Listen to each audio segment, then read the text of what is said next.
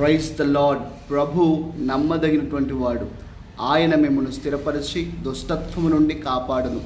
తెస్సలోనికకు రాసినటువంటి 2వ పత్రిక 3వ అధ్యాయం 3వ వచనంలో ఉన్నటువంటి మాట ఇది.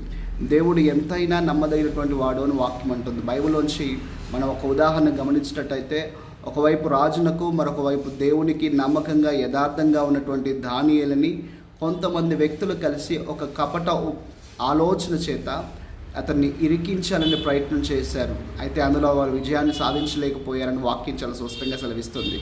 ఈరోజు మనుషులు నీపైన ఎన్ని కపటపు ఆలోచన చేసినా వారు ఎంత మాత్రము జయం పొందరో. అల్టిమేట్గా విజయం నీది. ఎందుకంటే మరణాన్ని జయించిన దేవుడు నీతో కూడా ఉన్నాడని దేవుడి సేవకునిగా తెలియజేస్తున్నాను. అయితే దానియేలును సురక్షితంగా దేవుని బయటకు తీసుకుని వచ్చినట్టుగా ఉదయకాల సమయం ఈ మాటలు వింటుండగా నీ జీవితంలో నువ్వు ఎలాంటి పరిస్థితిలో ఇరికించబడ్డా దేవుడు అందులో నుంచి నిన్ను సురక్షితంగా బయటకు తీసుకొచ్చునుగాక. ఆమేన్.